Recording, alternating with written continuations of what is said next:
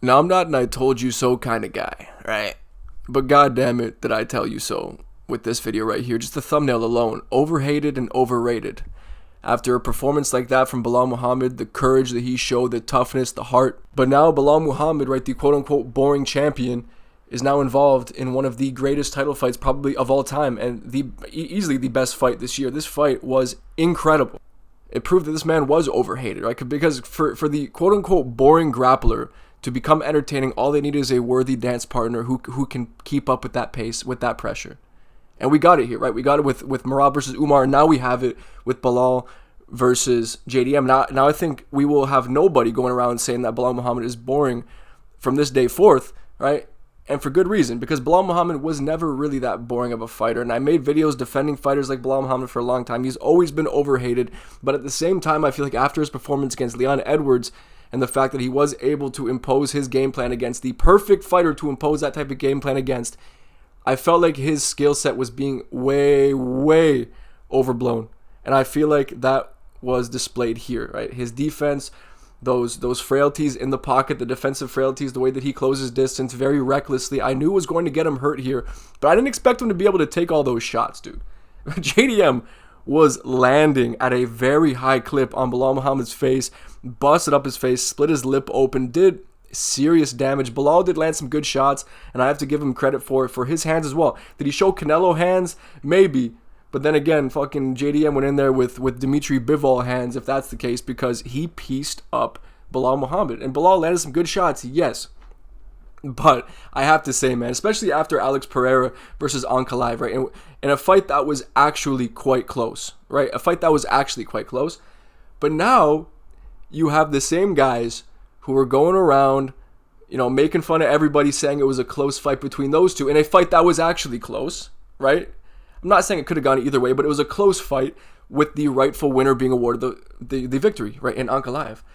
This fight was not close. It was a war, 100%. It was a fun war, and I loved it. And I appreciate Belal Muhammad for the courage that he displayed, like I said. But this fight was not close.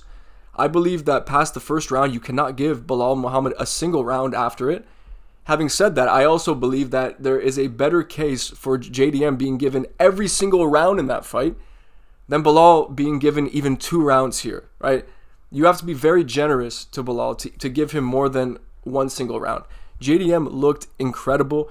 And this was almost like an Ilia Topuria-esque performance. His defense, the head movement, right? The way that he was slipping Belal Muhammad shots, making him miss, countering off the back foot, circling the cage. The gas tank looked incredible. The fact that he could keep up with Belal Muhammad, not only in the grappling, right, his takedown defense looked incredible, as predicted, by the way.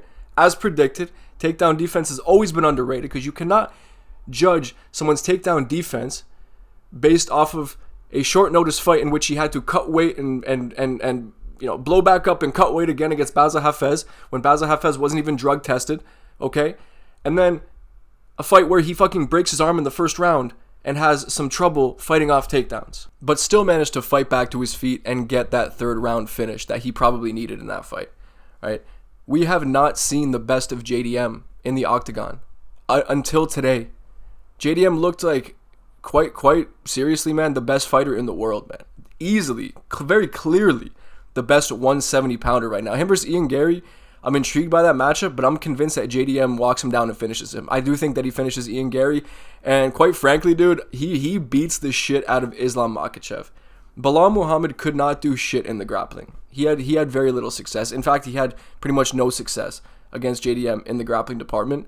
He had a hard time getting him down, and I see Islam Makhachev having an even harder time getting him down. And Islam just isn't the same type of fighter that Belal is. I believe that JDM may actually gas out Islam and finish him in the 4th or 5th. I see that happening against Islam. I really do. This is not some walk in the park. And Islam did tweet this out. And I think this is weird, man. I think it's so weird. Belal was apparently your brother, right? He's your boy. You don't want to fight him. But the second that he loses, there's no tweet saying, "Oh, congratulations, Belal, on a great performance, great competitive fight. But now is my moment," or whatever, to move up. Thank you for everything you've done. Whatever, right? He could have shown some kind of grace. But it's, all right, guys, my turn now. Ha ha ha ha. Yep, my boy lost. Thank fucking God. He makes it so clear.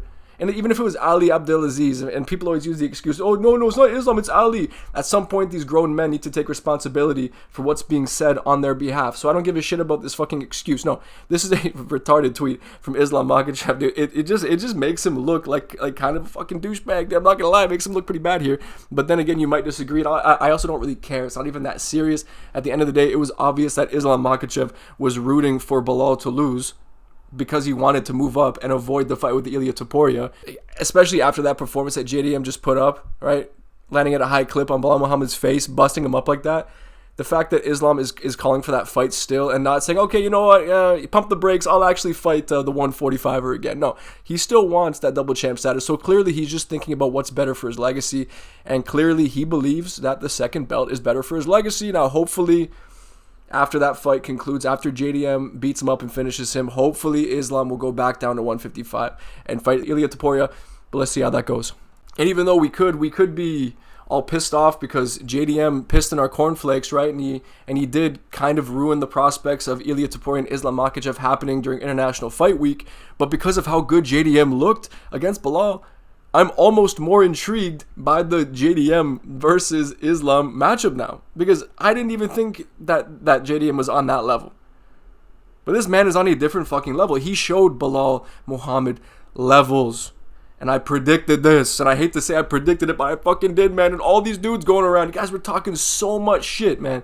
So much shit. The whole community talking so much shit. All brash, disrespecting JDM, saying that he's not that good, he's overrated. Oh, he had a close fight with Kevin Holland. Everyone using MMA math to describe why JDM had no chance against Belal Muhammad, when JDM was always the toughest stylistic matchup in the division for Belal Muhammad. No one else provides that type of stylistic matchup against Belal for JDM.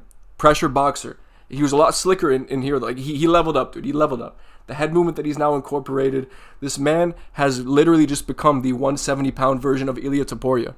He's big. He looks big in there. He looked, I would say, about as big, if not a little bit bigger than Belal Muhammad, meaning that he may be quite a bit bigger than Islam Makhachev in that cage, and I want to see the fight now. I'm sold on it. I'm sold. JDM sold me. I wasn't too intrigued, although I did speak about this theoretical matchup in the past, and I do think that JDM, or I thought before that it was more of a 50-50. Now I'm leaning quite heavily towards JDM. Wow, that fight will be crazy. But back on the YouTubers, dude.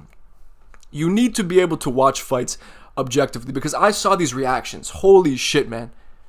And I understand these are in the moment reactions, but if you're going to analyze fights and then be all brash and say, oh, I'm the guy that you want to go to for predictions, and I'm not that guy.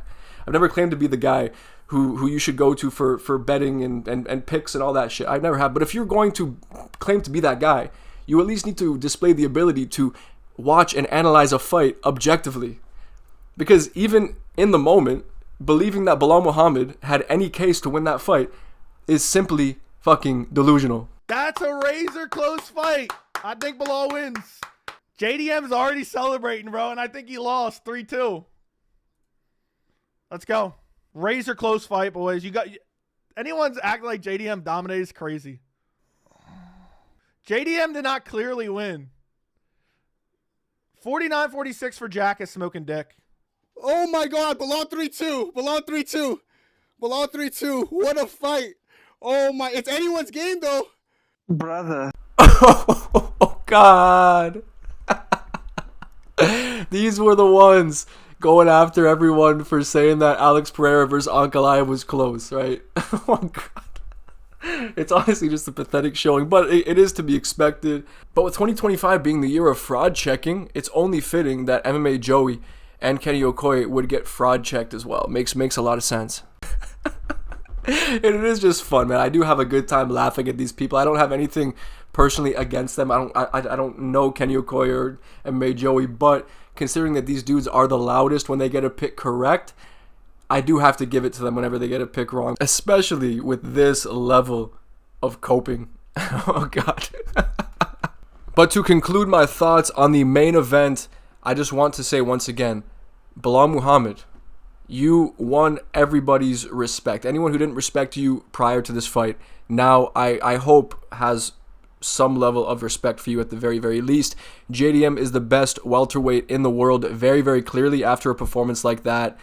He made Belal Muhammad work for everything. Even when Belal was pushing JDM against the fence, JDM was still making him work, countering off the back foot, throwing beautiful combinations, switch hitting, doing everything that I expected him to do, but at an even higher level than I could have ever expected, man. What a fight. One of the best fights in recent memory. And honestly, a fantastic card. And let's get into the rest of the card here. Oh man, Bezcat Almakhan got us started off in the night with a beautiful, beautiful uppercut finish over Bracatona. It was a great performance, man. Bracatona, he's not the easiest guy to finish, so great statement performance there from Bezcat. Then we have Daniel Santos versus Li Jingyang. I actually picked Li Jingyang. Oh, and with the last fight, I picked Bezcat, of course. But yeah, I picked Li Jingyang, and his hands looked pretty good, but Daniel Santos just had too much for him. He was mixing it up on him, changing levels, just giving Li Jingyang too much to worry about. And yeah, man, Young didn't really have anything aside from boxing. Daniel Santos was just simply too well-rounded for him, so I got that one wrong, but it was a good performance and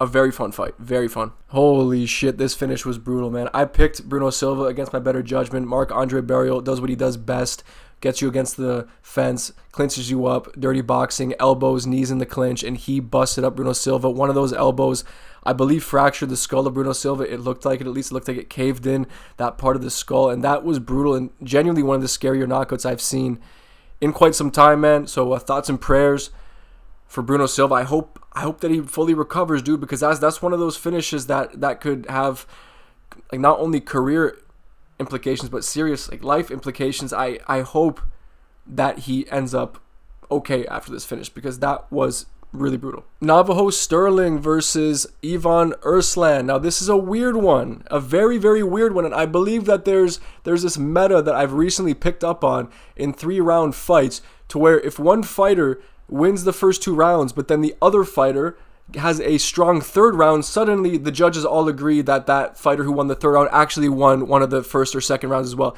It's very strange, because for me, Erslan clearly won rounds 1 and 2, and he had a good start to round 3. Navajo Sterling did put it on him at the end of round 3, so you can argue that maybe it's a 10-8 there for Navajo Sterling, but in that case, you can only argue for a draw. I picked Erslan here. That's not why I'm arguing that it was a robbery, but I do honestly believe that this fight should have been scored for Erslan, despite him almost being finished in the 3rd, because, like I said, he clearly won rounds 1 and 2. He was landing the better shots. Navajo Sterling wasn't able to land a whole lot as far as significant head strikes. He was having success with the leg kicks, but that's almost all I fucking noticed, man. I don't know. I'm very confused by the judging, and like the judges were in seriously bad form last night. Just a terrible showing from them, but it's not like it's the most egregious robbery. Like, I'm sure you can find an argument somewhere to give Navajo the 2nd round. Sure, let's go with that, but I thought Erslan won. Then we have another terrible robbery. I would say this is a very clear robbery. Kutalaba clearly won the fight, in my opinion, and yeah, I'm not sure how you have such a discrepancy between judges. If one judge can score 30-27 for one guy and another judge can score 30-27 for the other guy, then that really does raise the question of what scoring criteria are you using? How can 2 judges disagree to such an extent on the result of a fight when there's clear criteria that they're supposed to be applying, right? Which clearly they are not. I don't know. I'm very confused by it, but back-to-back robberies in my opinion, but this one is far more egregious than the Navajo Sterling versus Ivan Erslan robbery. This one was very fucking baffling.